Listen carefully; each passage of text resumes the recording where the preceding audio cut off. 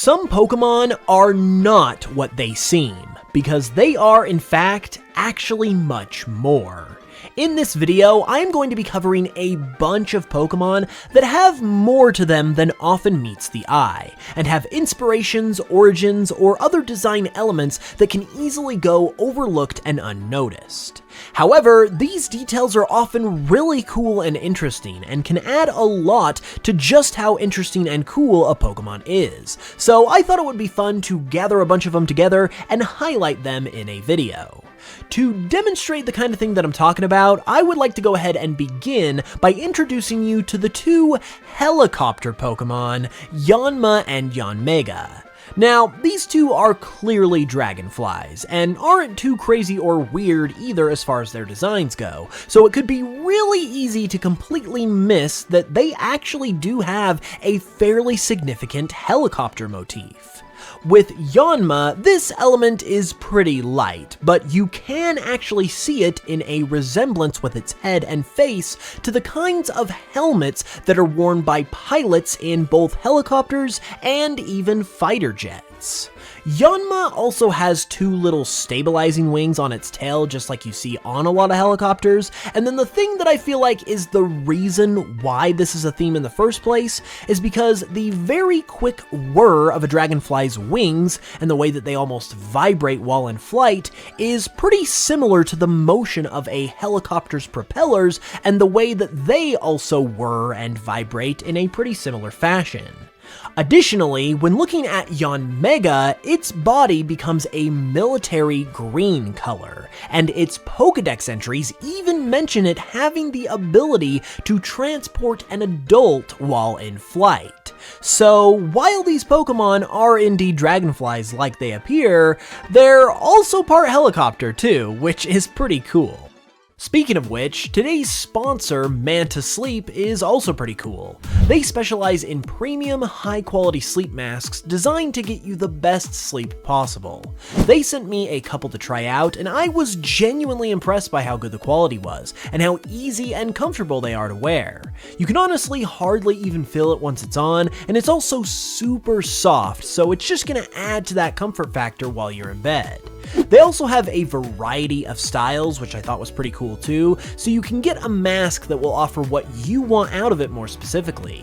For example, they've got stuff like Bluetooth masks, cooling masks, and even weighted masks, in addition to their more standard models. They're definitely the coolest sleep masks that I've ever tried before, and right now you can even get 10% off your order when you use the link in the description and code HOOPS at checkout. So be sure to give that a look, and thanks a ton again to Manta Sleep for sponsoring. One of my favorite design elements, though, in this kind of category that people tend to either overlook or not notice a lot of the time, has to do with Piplup, and what I would call its medieval theme. Because as much as Piplup is based on a penguin, it is also themed around what you would probably call a squire, which is basically a knight's apprentice or a knight in training. Overall, this is a very subtle part of Piplup's design, but it shines through in the crown symbol that you can see between its eyes, and in my personal favorite feature, the way that the dark blue part of its head and upper body resemble the chainmail headwear, as well as other similar headwear that medieval knights are often depicted wearing. This theme even grows as Piplup evolves as well, as it evolves into a prince as Prinplup, and then an emperor as Empoleon.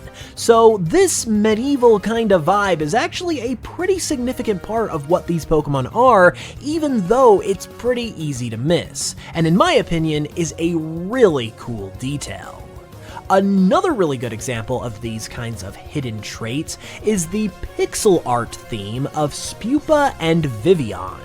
In fact, you could even say that Vivillon is inspired by screens, specifically of a game console or a computer monitor, because the patterns that Vivillon's wings have are all fashioned in a pixel art kind of style, and the little colorful flecks that Spewpa has on its design are meant to be literal pixels themselves.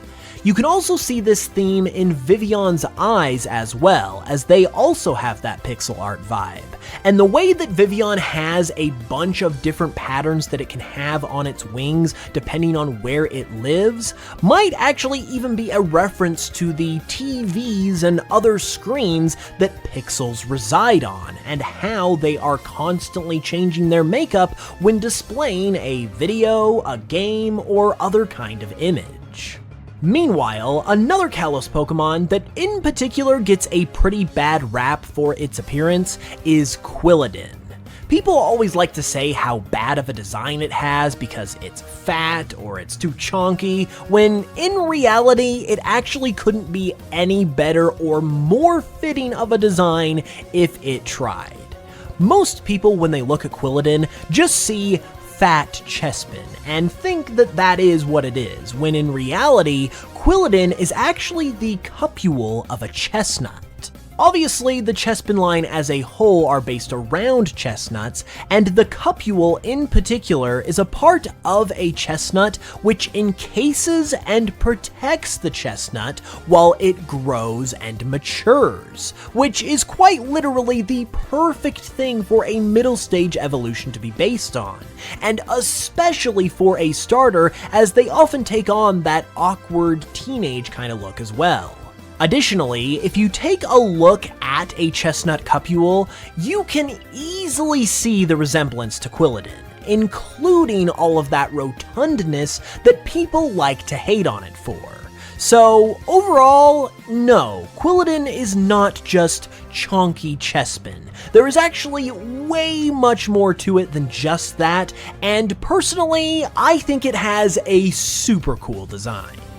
Meanwhile, this next one I am going to go ahead and mention just to ruin everybody's day, and that is that Mewtwo is essentially a human-cat hybrid.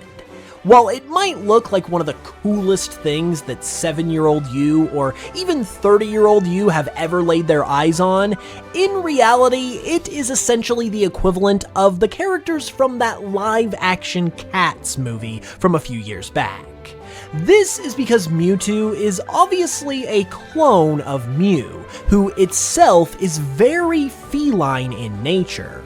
Additionally, Mewtwo obviously has a humanoid body type, and while it is not really touched on most of the time, in the Pokémon Adventures manga, it mentions how Mewtwo also consists of Blaine's DNA, as he worked on the Mewtwo project and added some of himself into the mix of this creature, which, when you think about it, perfectly explains the difference in appearance between Mew and Mewtwo, even though Mewtwo is supposed to be a clone, and why Mewtwo is more humanoid in general.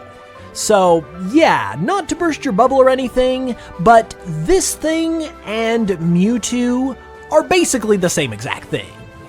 Cats don't always ruin things though, because sometimes they actually make for some really interesting Pokemon origins, like in the case of Hoppip.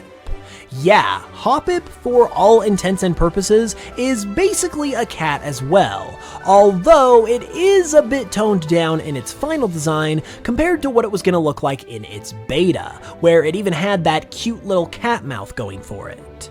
Some of these cat traits do still shine through in the final design though, such as with its ears and also its Japanese name, Haneko, where Neko means root, which obviously refers to its grass typing, but then Neko, with just one K in the spelling, means cat.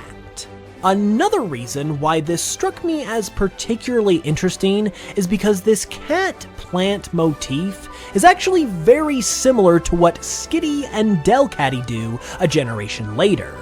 They just go in more of the cat direction, while Hoppip goes in more of the plant direction. The Japanese names of these Pokemon are even very similar as well, as Skitty's Japanese name is Neko. So, to be honest, I kinda wonder whether or not there might actually be some behind-the-scenes connections between these two Pokemon, and whether Skitty potentially took some notes from the Hoppip line when its design was being created. Another couple of Pokemon that are a really good example of this kind of thing are Pineco and Wailord. The instant you look at these two, you most likely are thinking, that one's a Pinecone and that one's a whale. And then you probably move on with your day without a second thought. But it's actually not that simple, because Pineco is also a grenade. If you look at it closely enough, you can actually start to see the similarities, and this also explains why it can learn Explosion and Self-Destruct. Plus, when it evolves into Fortress, it literally becomes a fortress with cannons sticking out of its sides. So, surprisingly enough, there's actually a pretty heavy weapon theme going on here. Meanwhile, with Wailord, while you might think whale once again, and you would be right, you would only be partially right, because Wailord is also a blimp. You can see the resemblance between the two if you look at it with this in mind, and then for good measure, it is also known as the float whale Pokemon, and is also extremely light for its size, weighing less than 900 pounds despite being 47 feet in height. Moving along though, one group of Pokemon that definitely got judged pretty harshly for what they were are the future Paradox Pokemon. Most people really didn't like how they're all just robots, and while, yeah, they pretty much are all just robots, so that's a valid criticism, there is surprisingly a little more to some of them than just that, which I thought was pretty interesting. Along with being robots, some of the future Paradox Pokemon are also themed around different kinds of futuristic technology. For instance, Iron Moth is based around solar panels, Iron Hands is based on defibrillators, and Iron Treads is likely based around the idea of futuristic vehicles, like electric and flying cars, and it even resembles a monowheel, which is very sci-fi-like as well. But overall, my favorite one of this entire group has gotta be Iron Bundle. And even though this is just a theory on my part, given this theme that some of the other Paradoxes have, I think it's possible that Iron Bundle could potentially be based on the more recent advent of delivery services, and how these days you can pretty much get anything delivered right to your door, whether it's pizza or toilet paper. To me, that feels like a pretty genuine and solid possibility, and even though it is still just a robot Delibird at the end of the day, that particular idea actually makes me like Iron Bundle way more than I did originally, because I honestly just think that's really creative and cool. Which of these did you guys find the most interesting though, and do you have any more of these kinds of Pokemon to add?